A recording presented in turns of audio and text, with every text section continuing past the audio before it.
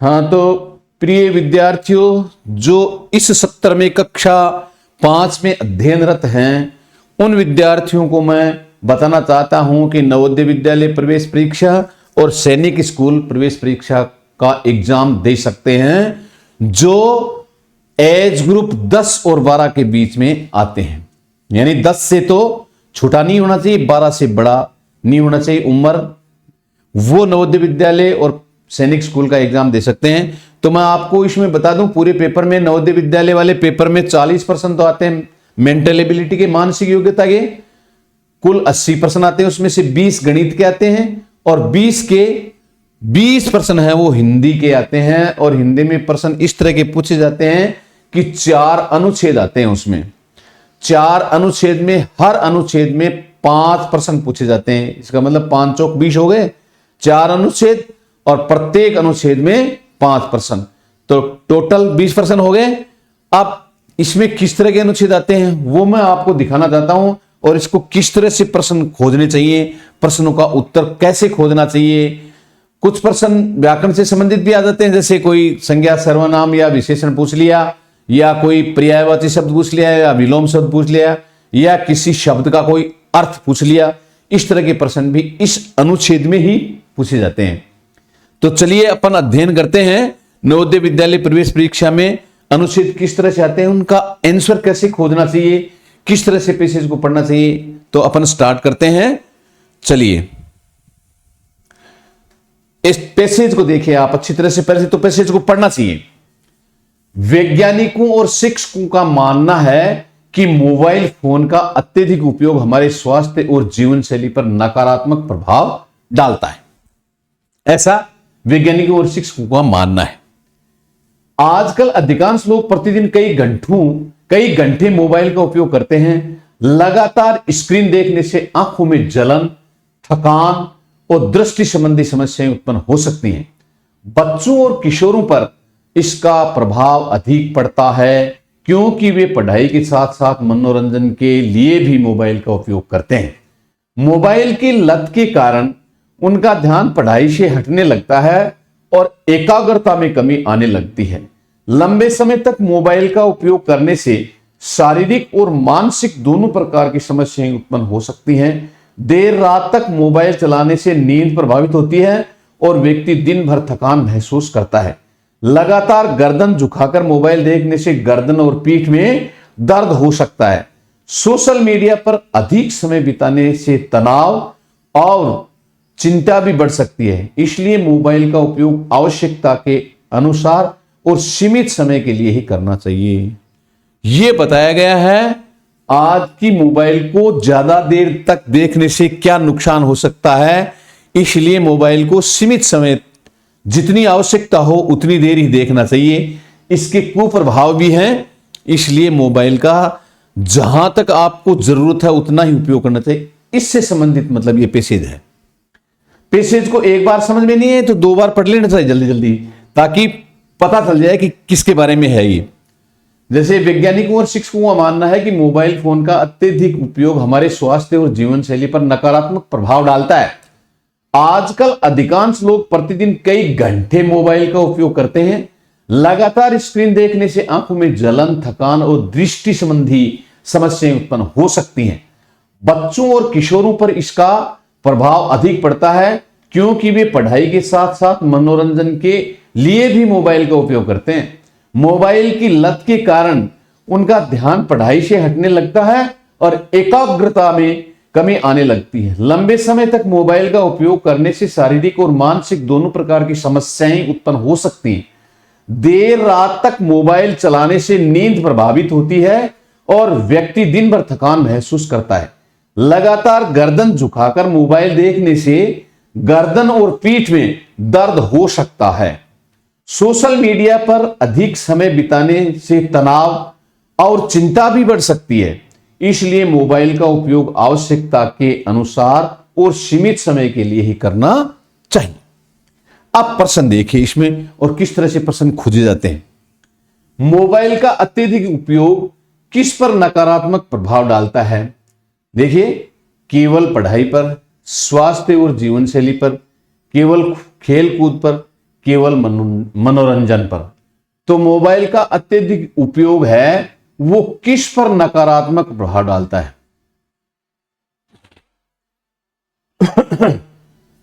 वैज्ञानिकों और शिक्षकों का मानना है कि मोबाइल फोन का अत्यधिक उपयोग हमारे स्वास्थ्य और जीवन शैली पर नकारात्मक प्रभाव डालता है। ये इस लाइन में साफ साफ लिखा है।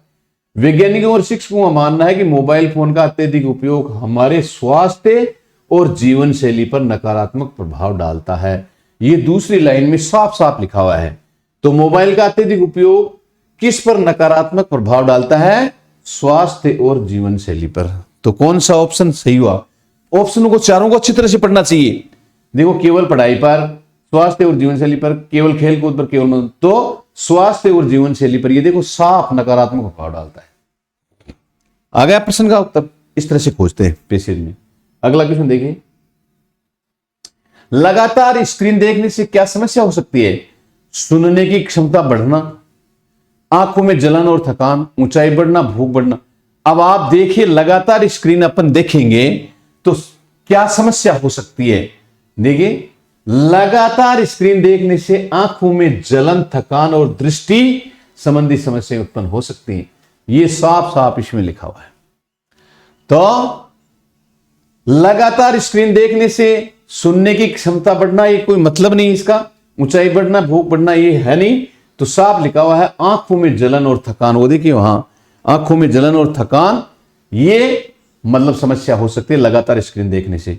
तो कौन सा ऑप्शन हमारा करेक्ट होगा? बी ऑप्शन करेक्ट होगा। अगला क्वेश्चन देखिए, बच्चों पर मोबाइल का प्रभाव अधिक क्यों पड़ता है? यह भी इसमें देखो साफ आया। बच्चों और किशोरों पर इसका प्रभाव अधिक पड़ता है क्योंकि वे पढ़ाई के साथ साथ मनोरंजन के लिए भी मोबाइल का उपयोग करते हैं। ये देखिए, वे मोबाइल नहीं चलाते, वे केवल पढ़ाई करते हैं।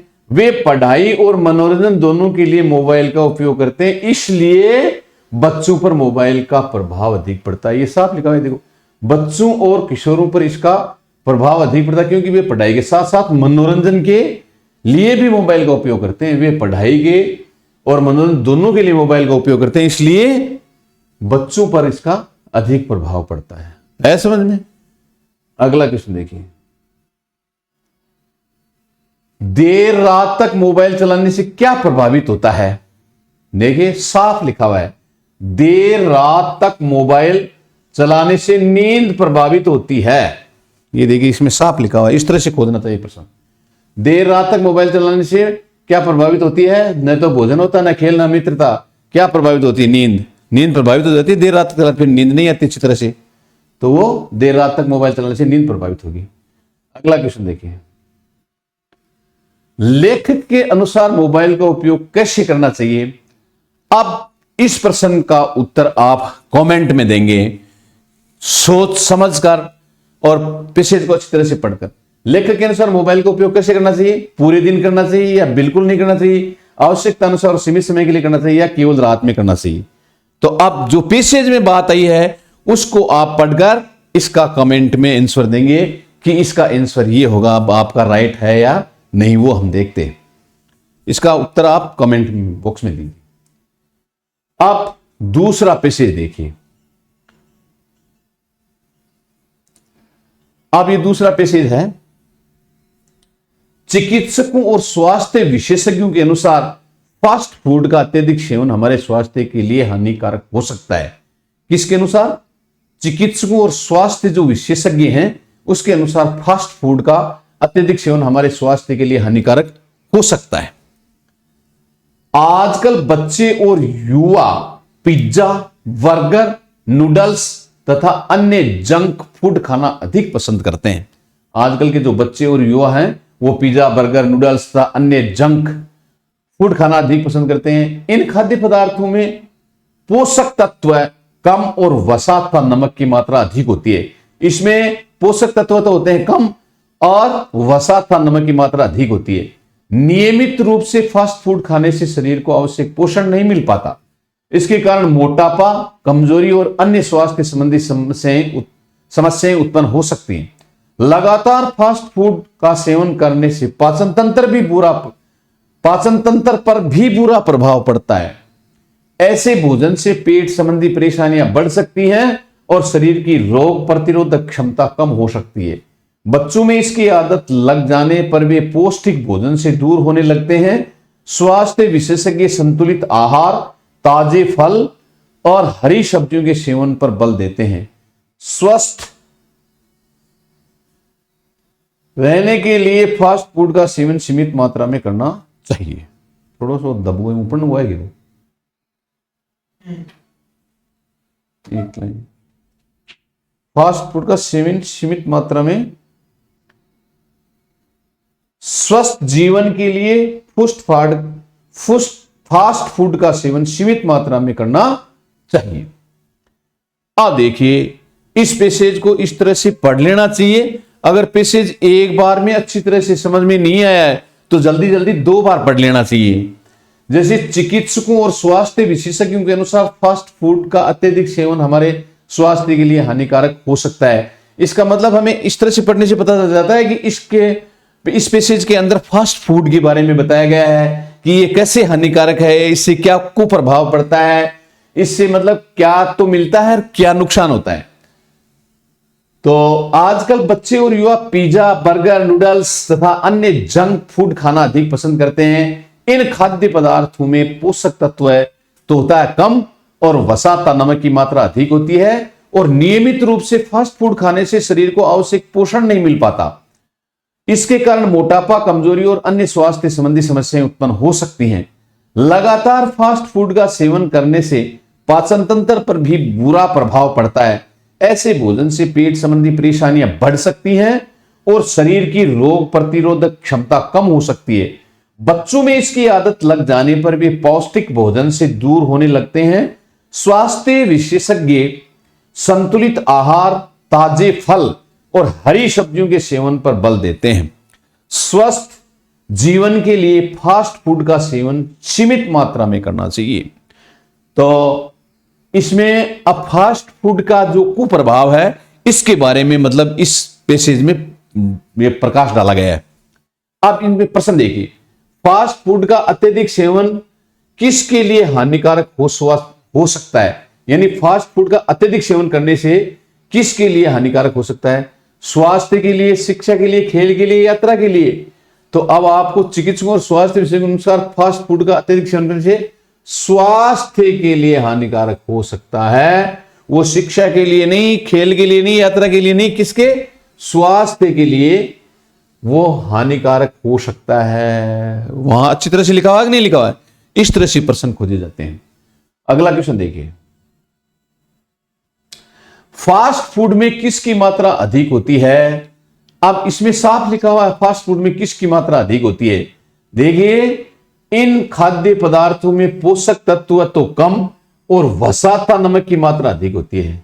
तो वसा और नमक खोजिए। इसमें देखिए, विटामिन, प्रोटीन, पानी, वसा और नमक, हमारा ऑप्शन सी है वो करेक्ट आंसर होगा। इसमें साफ लिखा हुआ है इन खाद्य पदार्थों में पोषक तत्व तो कम और वसा तथा नमक की मात्रा अधिक होती है। वसा तथा नमक की मात्रा अधिक होती है, ये करेक्ट आंसर है। इस तरह से प्रश्न अंदर ही होते हैं ये इनके उत्तर, पर पैसेज को पढ़ने से आराम से मिल जाते हैं उत्तर।